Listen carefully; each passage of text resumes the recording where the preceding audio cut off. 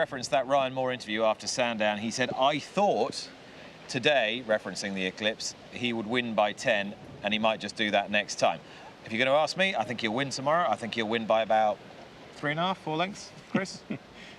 Yeah, I think it depends on which City of Troy turns up. If it's the Derby City of Troy, I think he probably will.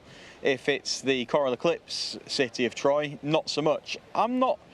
Quicker Ground's an interesting conundrum with him because he's not tried it as fast as this in the past. He might love it. Yeah, they were saying that Sandown's loosish ground and softish ground was one of the reasons for his not undoing, but slightly less spectacular performance than anticipated. Yeah, I think ultimately he's the best horse in the race. The ratings tell us that, and he's always had this massive reputation. Make of that what you will. I think we saw how good he looked as a 2-year-old, and there have been flashes of that brilliance as a 3-year-old, most notably at Epsom in the Derby.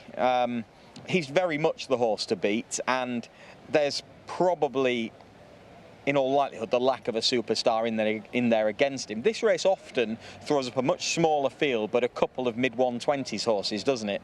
We don't have a couple of them this time around. We've just got City of Troy officially on 124, and then is why he's 5-4 and it's 6 pound to 1. Exactly. But he might still be a little bit higher than a 124 horse. We don't quite know, do we? But yeah, I think in all likelihood he probably will win. I do think he's a very short price because there's horses in there that are getting better potentially as well. He was quite firmly on top at the end of the Coral Eclipse, even if it wasn't a very spectacular execution, and even though he hung down toward the far rail. Ghostwriter reopposes. I think his connections feel that he's finally got the ground he wants, and he hasn't had it all season. Yeah. And by that logic, then he ought to be able to run quite well. Al Riffa's the horse who splits the pair. He's out of his ground at the moment. He's won a Group 1 in Germany over 1.5 miles subsequently. Exactly. So that it's not as if the form is not worth anything. And Al Riffa did win quite well. The German Group 1 that he won probably wasn't a vintage Group 1, but he still went and won it well. And as you say, Ghostwriter has gone into that on the back of a number of good runs, was arguably value for being a tiny bit closer given that that he was tightened up, but I suspect that quicker ground probably will suit him pretty well. Yeah, when I've watched the Coral Eclipse subsequent to watching it on the day, I've actually thought, well, he is quite firmly on top. I mean, I think we sort of created this narrative around the fact that he scrambled home. It was a bit more than scrambling. It was. I think it's one of those, isn't it? Your pre-race expectation dampens your enthusiasm. High. Yeah, correct. He was almost in a situation going into the Eclipse where if he didn't win by 3 or 4 quite easily, people were going to say it was hard work. It would seem to me that tactically, it's likely that Ryan Moore is going to be positioned in front of his key market rivals. It seems that, to me, that Bluestocking and Ambiente Friendly will be positioned behind City of Troy, and rather hoping that the race peels apart. Yeah, I mean, I would think that Hans Andersen is in there, a regular front runner. Yeah, I think that's a reasonable assumption. With some blinkers on. If he can actually get out of the stalls this time. To make sure that it is a good, honest test, because I think we've seen the best of City of Troy in that set of circumstances where it becomes a relentless gallop and you keep on finding, and that seems to be where he's pretty good. So I think that's what you can expect. It's where Ryan sits in behind. Beware the runner from Japan if it's a real war, because that brings Jurezza into things. Exactly. I think Jurezza on official ratings is second in on 120. I think he is. I can't profess to know a massive amount about his form lines. What I do know is that when Japanese horses go around the world, they tend to have an impact, and there is, looking at the pedigrees that they've got the access to over there now, there is a depth within the middle distance to staying division that there perhaps isn't elsewhere in the world. And as such, when they bring a horse over, I think you have to give some level of respect to them. And the track will suit.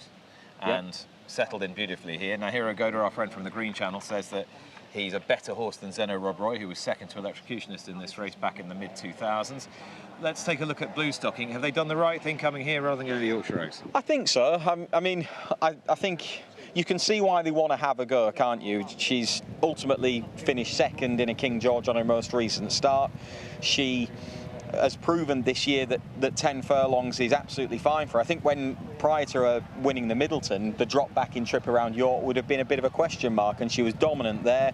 She then goes over to Ireland, she takes the Pretty Polly over 10 furlongs, admittedly on different ground to what she's going to have here, but all ground seems to pretty much come alike to her.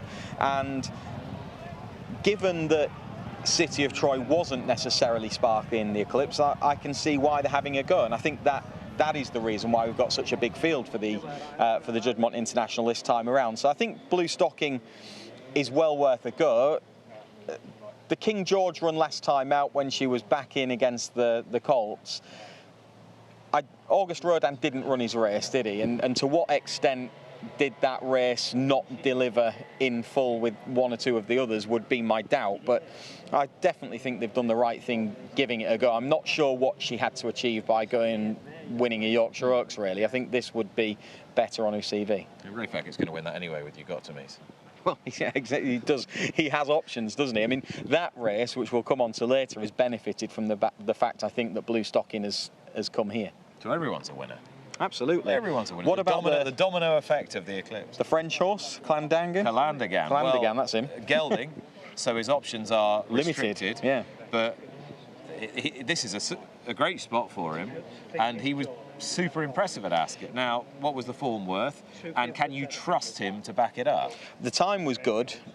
It was over 1.5 miles, so to what extent was he helped by stepping up in trip for the first time? But equally, it was quicker ground than he'd been on before, and maybe that was the catalyst for an improved effort. It might just be that he's generally progressing. I think it's hard to put your finger on exactly where that jolt of improvement came from. He was shoved along turning into the straight, but he very quickly sort of got himself from the back of the field to the front of the field, which makes me think that a drop back in trip might not be too much of an issue for him. And I think he's an improving horse, and if I had to really put my finger on where did that improvement come from last time out, I'd be inclined to think it might have been the quicker ground. Yeah. Could be a combination of a few things, but I think general progression and the quicker ground as much as a step up in trip, really. And interestingly, Clandangan, like Ambiente Friendly, is by Glen Eagles, and of course Glen Eagles' career was curtailed by not having suitable ground conditions in the back end of the season, and it rather kind of tapered off, whereas of course in the beginning of his 3-year-old season he looked absolutely awesome. So brings us to the Derby runner-up Ambiente Friendly, and the notion that a drop back to 10 furlongs will see him finish closer to City of Troy. Is it one to which you will readily subscribe? Yeah, I think it is. I think he's a very strong traveller, and the way that he went through the Derby, I mean, look, he couldn't lay a glove on City of Troy, could he, ultimately, but he did move very, very well through it, and he did so again in the Irish Derby last time out. So I can see the argument that a drop back to 10 furlongs is something that could suit him, because he is such an easygoing horse. I think he's probably going to fall short just a touch on class. Give me your 1, 2, 3 for the Juddmonte International. City of Troy, Clandangan, however you say it, Clandangan, and I'm going to throw in the Japanese horse. Tourette's is big at 25, isn't he? I'll go City of Troy, Bluestocking, Docklands to pick up some pieces late. Maybe Duretts are in the mix as well. Do you think he's too big? Let's have a word about the chief supporting races tomorrow. Perhaps the Great Voltigeur is the race that we should look at first. Los Angeles, who beat Ambiente Friendly in the Irish Derby and was third behind City of Troy and Ambiente Friendly in the Derby itself, is 6-4 with Ryan Moore. King's Gambit 2-1. He's been rather unlucky the last couple of times. Crawl of a race in the Sky Bet, and prior to that probably should have won at Royal Ascot. Illinois, the second string for Ballydoyle, 5-1. They've also got Euphoric in the race, who cut out the early running in the Derby. Deer Mile, the Derby fourth, is 8-1. Space Legend 12. Good race. Really good race. Intriguing race in terms of what kind of a test does it end up being. Ballydoyle have got a few, and I suspect that their main hope, Los Angeles, is a horse that wants a proper test of stamina. Ultimately, he's kind of a ledger horse, isn't he, that's taking a stepping stone towards that. King's Gambit, his main market rival, he's got stamina to prove up in distance, but watch him back at Royal Ascot, and he looks like a horse that'll stay 1.5 miles, and he looks like a horse that'll probably relax well enough to give himself a chance of staying. So I think he will stay. At the prices, I would just have King's Gambit as the selection instead of Los Angeles, but I think what they will probably try and do is make this race a real test of stamina and see whether King's Gambit truly does stay. If he does, I think he can beat them. He relaxed beautifully last time with no pace in the race, which will help him enormously. He's 2-1, second favourite behind Los Angeles at 6-4. And we've already made mention of the Tattersalls Acomb Stakes, our 2-year-old group race tomorrow. It's a Group 3, but it might take a better than a Group 3 performance to win it. Both Ruling Court and the Lion in Winter from Godolphin and Ballydoyle respectively have been most impressive so far. Wimbledon Hawkeye, you just saw James Owen winning the opener at Kempton with a very impressive horse in these colours, 18-1 third best, and it's 20s and bigger the remainder. So which way are you leaning?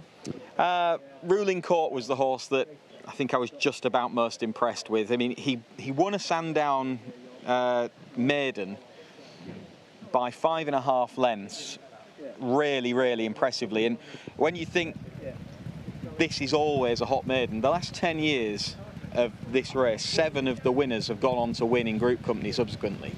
So it is just a race that throws up group winners, and I don't think any of them won it as well as what Ruling Court did. And the form, I think, does have substance. The horse who finishes in third behind him, Stanhope Gardens, only went to Beverley next time out, but he absolutely bolted up. And speaking to Ross O'Ryan after that, he felt that he was a good horse.